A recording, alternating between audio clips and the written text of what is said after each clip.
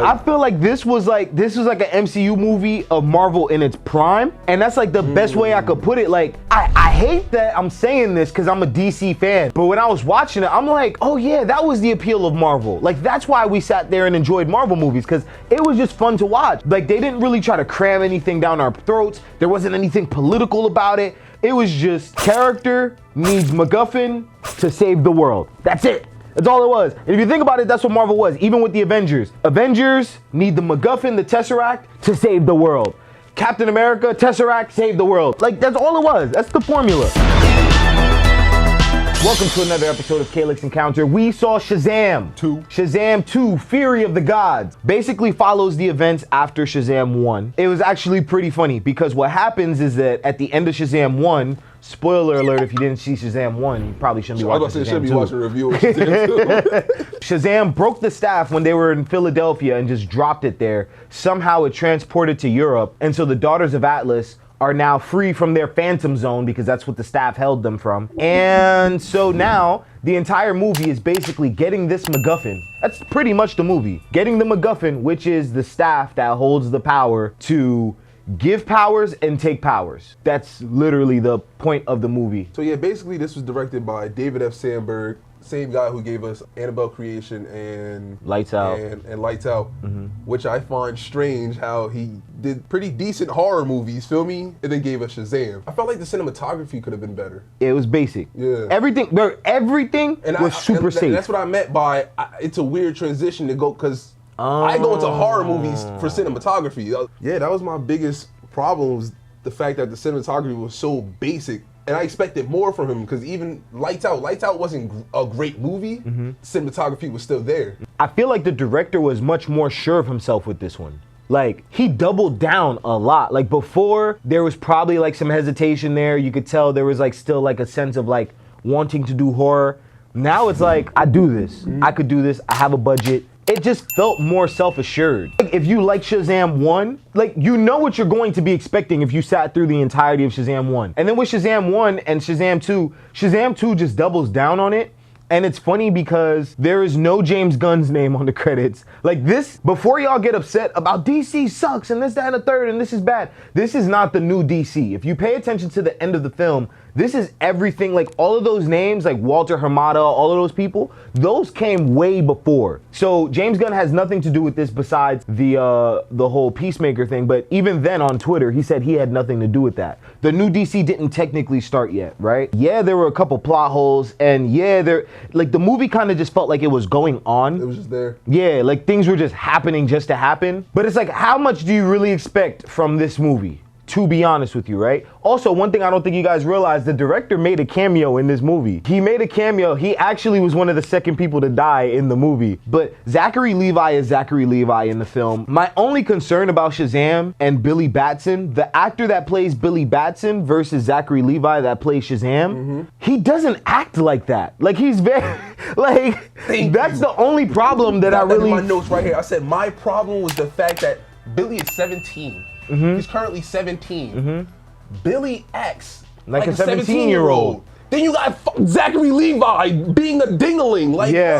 Come on. I would be excited to have superpowers, and yeah, we might be a little bit immature and stuff like that. But the thing is that Zackery Levi legit plays a caricature of what a teenager is, as opposed to what a teenager would actually be. Yeah, like... Wait. If you're enjoying what you're watching, click that like button, click the subscribe button, click the notification bell. We got more videos like this coming for you soon. All right, enjoy the rest of the show.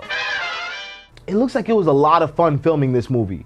There was a lot of love behind it. You could tell they actually liked the characters that they're portraying. Megan Good did a decent job playing a kid. I think she did a better job than Zackery Levi playing a kid, because her character is legit a kid. You would think they was the same age. Like. Yeah, exactly. And that's the bad part. Because Megan Good, she's kind of just like, oh, well, Oh, did he just? Yeah, and it makes sense, right? I was okay with everybody but Zackery Levi. And I like Zackery Levi. I think he's cool.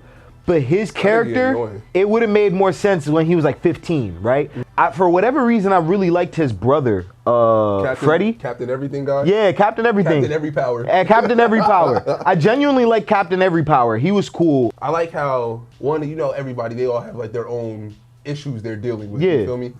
I like how that played a role with okay, he has these powers, so now he's basically addicted to it. The feeling of being able to do what he can't in his normal state. I like that. I like how they play with that. And one thing that I wish they touched on, because that's funny that you bring that up, because I always think about this, right? Like, I feel like there should be a movie, which they kind of do with Spider-Man 2, which is why Spider-Man 2 is such a good movie. But the depression that could come from having all of these abilities and then losing it. So one thing that I kind of wish they did with Freddy is that they dive into that a little bit. And I think that would have helped influence the whole idea of Rachel Zegler's character, one of the daughters of Atlas, which it would have been cool because she's like, your powers are not like you, like it's your heart or whatever.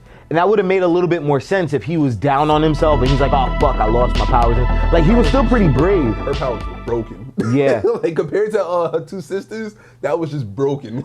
Yeah, and I saw how they were trying to do the whole plot twist and stuff like that. I don't know, I feel like it was a little bit too much. I think Rachel Zegler probably just didn't have enough material to deal with. The thing about this movie is that there's a lot of characters. And I think when we first saw the movie like years ago, you brought that up, that eventually that's just too many characters and it's just too soon. And I agree with that looking at this movie now, because everyone has their own motivations. Like the one brother, he was gay, right? But he doesn't get that much screen time. So we get it because they throw like one little like shot in there where it's just like he's like looking at like a dude. So it's like, okay, I mean, we kind of infer that. Oh, really? Yeah.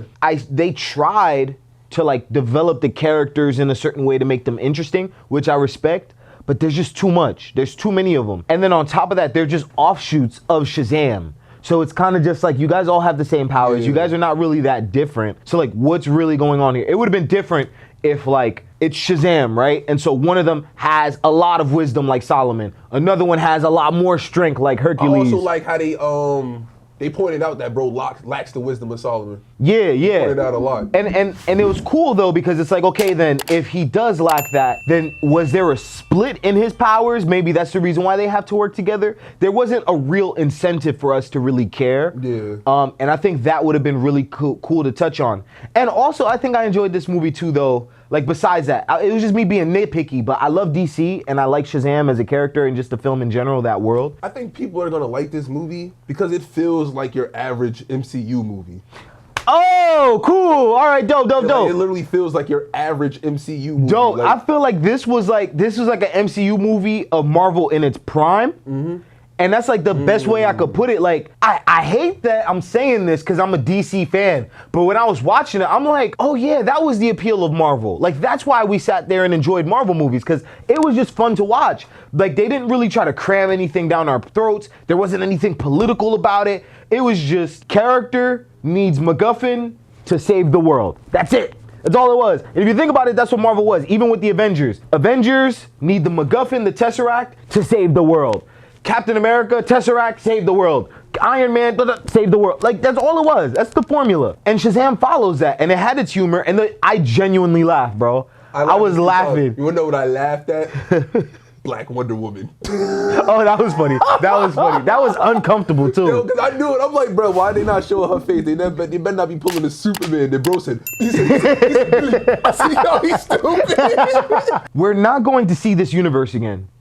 Like, we're not seeing this DC universe again. I genuinely think it would have been cool to see Zackery Levi die in this one, and everybody else loses their powers. Like, your powers are completely gone.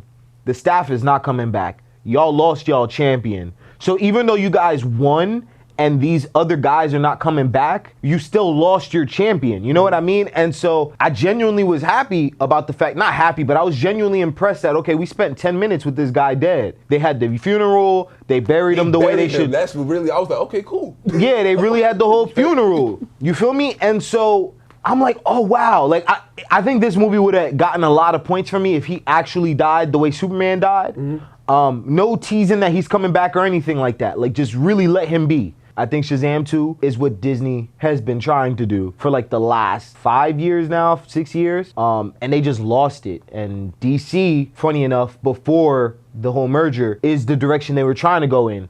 I think they got it just right with this one. Like, this is the movie where they got that MCU formula, that comedy, story, all of that stuff. They got it just right, just balanced. And I hate to hear that, because that's not what I want from a DC Yeah. film. Yeah. I mean, it is what it is. It's a great Marvel copycat. This is coming from a DC fan. This is a great Marvel copycat. I really can't complain about it because I like DC characters. But even though it's a Marvel copycat, I think they did a better job than Marvel to begin with. So overall, I'll give this movie a solid 7. I'm gonna give it a 6. Okay. 5 for the dragon. I like dragons. The extra point for the comedy. I laughed. What did you guys think about Shazam! Fury of the Gods? Let us know down in the comment section below. And if you really enjoyed this episode, you should watch this video right here where we spoke about Ant-Man and the Wasp, which was just watch the video, you'll see what we were talking about. And then check here to see who we would cast as Superman, and we'll see you in the next encounter. Peace.